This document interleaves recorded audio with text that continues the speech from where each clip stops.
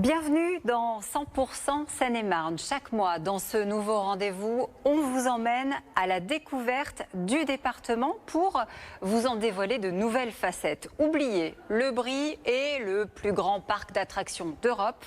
Le 77 est une terre d'innovation, de solidarité, d'industrie, dans un décor de cartes postales qui conjugue nature et patrimoine. Alors suivez-moi, aujourd'hui, place aux initiatives, direction la Chapelle-la-Reine. Ici, c'est à la jeunesse que le département s'adresse. Nous sommes au collège Blanche de Castille. Nous avons rendez-vous avec la principale pour parler harcèlement scolaire. Comment met-elle en place le dispositif imaginé depuis la rentrée par le département?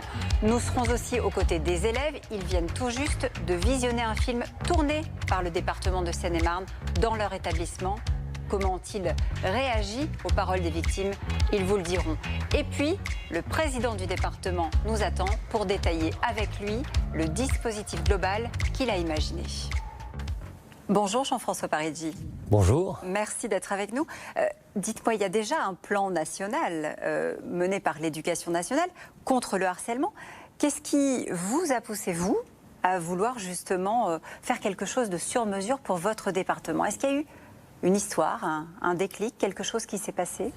Alors, il y a eu un déclic. Ce n'est pas une affaire personnelle. Je n'ai pas eu à vivre personnellement la problématique du harcèlement scolaire, mais par contre, en tant que député, j'ai été amené à voir une maman dont l'enfant avait été victime du harcèlement scolaire. En même temps, à l'Assemblée, on était en train de réfléchir sur la nouvelle loi sur les réseaux et tout. Et je me suis dit, c'est pas possible, on ne peut pas rester comme ça.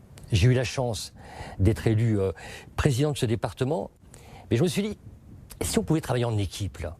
Alors autour de nous, juste à côté, il y a cette affiche, Regarde, écoute, parle. Le collectif fait la différence. # non au harcèlement. Et puis, on voit des petits oiseaux. C'est pas un hasard. Ça fait référence aux réseaux sociaux. Vous en parliez. C'est un artiste local, et ça vous tenait à cœur, qui a fait cette affiche. Parce qu'il y a besoin de cette proximité aussi pour être sensibilisé. Il y avait besoin de cette notion d'équipe. Je vous l'ai dit tout de suite.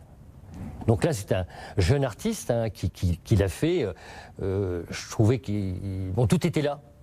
Tout était résumé, bien sûr. Regarde, écoute, parle, mais aussi tous ces symboles. Et puis après, on a été plus loin. On a voulu aussi... on a un film qu'on a monté, que ça soit une équipe des jeunes Seine-et-Marnais, qui soient à la fois acteurs, mais qui soient aussi réalisateurs. Dès la rentrée, vous aviez pris soin d'aller à la rencontre des élèves, des enseignants dans les établissements pendant 2 jours. Alors vous êtes allé à Lizy-sur-Our, Cachel, à Mitry-Mory, à Céris, mais aussi au Mets-sur-Seine, à Soupe-sur-Loing. Ces rencontres, c'était important justement pour montrer cette proximité? Je voulais absolument déjà avoir le ressenti des enseignants de l'Éducation nationale, mais aussi commencer à avoir un début de dialogue avec les collégiens. Et c'est là que je me suis dit, on a bien fait de faire cette campagne. Et tout de suite dans la foulée, donc j'ai réuni à la fois le monde associatif, puisqu'on n'est pas seul aussi. On a des associations qui, là, depuis des années, œuvrent contre le harcèlement scolaire, et notamment Marion la main tendue, et Nora Fraisse, qui est tout un symbole de ce combat. Oui, puisqu'elle a perdu sa fille en 2013. Je voulais montrer vraiment que, en équipe, on allait essayer. Je dis bien, on allait essayer d'entamer un dialogue et surtout de permettre aux jeunes d'avoir le moyen, à tout moment, de pouvoir s'appuyer sur une épaule. Vous parliez des associations, justement, il y a des ateliers qui sont prévus avec ces associations dans le dispositif que vous avez imaginé. Quel est le but de ces ateliers? Le but, c'est partager leurs expériences. Échanger. À la fois dans ces ateliers, il y a des enseignants, il y a des parents, que tout le monde puisse, entre guillemets, dire voilà moi ce que j'ai connu, voilà moi la réponse que j'ai pu apporter. Et parfois la réponse, elle peut venir de l'enseignant, de l'association bien sûr, qui a tout son passé, qui a toute son expérience, mais aussi parfois de parents qui ont même été victimes. J'ai vu que vous aviez envoyé les informations, les éléments, les tote bags, les flyers, à 69 villes de plus de 5000 habitants. Ils ont ce matériel pour communiquer parce que là, on est dans un collège, mais ça s'adresse aussi aux primaires. Mais tout à fait. C'est ce dont je me suis rendu compte. C'est qu'il n'y avait pas simplement les collégiens qui étaient victimes, mais dès la primaire, dès la plus petite classe. Certains vont jusqu'à me dire, parfois même en maternelle, on commence déjà à être victime du harcèlement scolaire. Eh bien, j'ai voulu absolument sensibiliser l'ensemble des mères et leur dire, on est là, on peut vous accompagner, on peut partager avec vous l'expérience qu'on est en train d'avoir, d'un point de vue matériel, d'un point de vue support, on est prêt à vous aider. Et les mères ont répondu. Et puis vous allez mettre aussi, c'est en cours, notamment à Villeparisis, mais pas seulement, des salles de confiance. Qu'est-ce que c'est que ces salles? La salle de confiance, c'est la possibilité de se retrouver dans un lieu au sein du collège qui n'a pas un caractère éducation nationale. C'est un lieu un peu privilégié. Et j'ai demandé, pour tous les nouveaux collèges de Seine-et-Marne, que cette salle de confiance, maintenant, soit intégrée dans le cahier des charges. Ce que je veux absolument, c'est que la victime ne se sente pas seule. Qu'on ait la possibilité pour quelqu'un des victimes de se dire « je ne suis pas toute seule, je ne suis pas tout seul ». C'est ça l'important. Merci Jean-François Parigi. La sonnerie a retenti depuis quelques minutes maintenant et ça y est, les 19 classes sont au travail. Un peu plus de 500 élèves sont scolarisés ici, au collège Blanche de Castille. Et ça n'est pas parce que nous sommes en zone rurale qu'ils échappent à la question du harcèlement scolaire. Ils viennent tout juste de visionner un film tourné par le département de Seine-et-Marne dans leur établissement. Et Roanne Morvan s'est glissée dans la salle pour y assister. On me harcèle tous les jours, je suis à bout de force. Je n'en peux plus, je veux partir, je veux rentrer chez moi. Ils ont détruit ma vie. C'est bien réglé. Être à l'origine, voilà, être la messagère, peut-être, voilà, qui va permettre de libérer la parole. Ouais, c'est pour ça que je fais ce métier. Ça m'a appris à ne pas cacher que quand on était harcelé, parce que quand on cache, ça nous fait encore plus souffrir. On ne meurt pas physiquement, mais à l'intérieur, on se sent seul. Parce que moi, quand j'étais harcelée, j'ai pas du tout fait le bon geste. On essayait de se défendre et puis ça faisait rien. Le film, il m'a fait penser que le harcèlement, ça peut être partout et nulle part à la fois. Tu peux le voir et pas le voir. Et j'ai bien aimé que c'était la danse qui était représentée, car la danse, ça peut dire beaucoup de choses. Même si ça s'arrête, même s'il y a forcément des personnes qui font du mal, ça marque un peu, ça laisse des séquelles.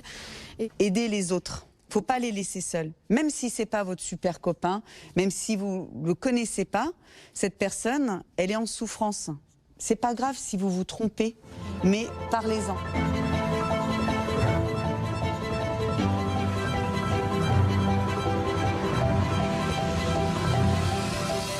En 2020, 141 cas ont été signalés ici en Seine-et-Marne et la plupart des élèves étaient au collège. Alors, comment ça se passe ici au collège Blanche de Castille? Justement, j'ai rendez-vous avec la principale, elle va tout nous dire.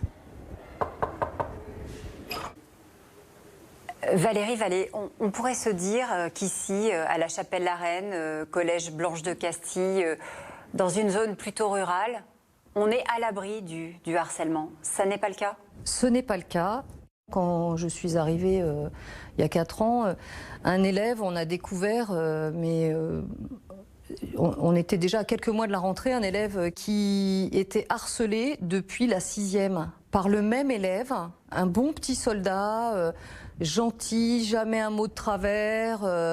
En revanche, une fois qu'on a mis le doigt dessus, bon... Le petit qui harcelait, là, il n'y a pas eu moyen de lui faire entendre. Bon, ça a été conseil de discipline. On a des petits oiseaux qui symbolisent Twitter, qui symbolisent le cyberharcèlement. C'est pour ça que c'était important sur l'affiche du département de voir l'oiseau Twitter, les téléphones, elle est derrière nous. Du coup, ils s'approprient vraiment ces messages-là? Les élèves, dès qu'on leur parle de cyberharcèlement, tous savent ce qu'est le cyberharcèlement. La loi qui nous autorise à interdire formellement la sortie du portable du sac nous aide un peu. Cependant, le cyberharcèlement existe. Il y a quand même énormément d'élèves qui sont concernés et qui reçoivent... mais qui reçoivent à minuit, 1h, 2h, 3h du matin.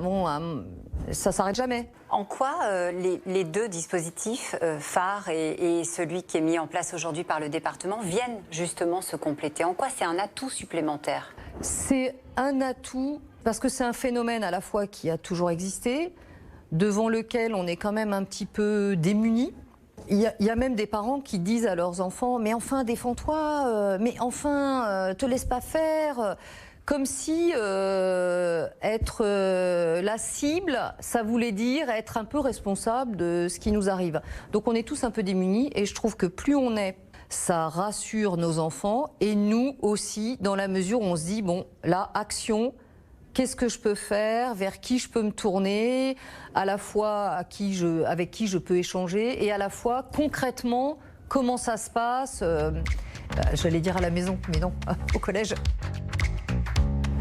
Les élèves reprennent les cours, nous on reprend la route, direction le mois prochain le château de Thomery, le château de Rosa Bonheur, figure emblématique du féminisme ici en Seine-et-Marne. Ce sera pour le bicentenaire de sa naissance.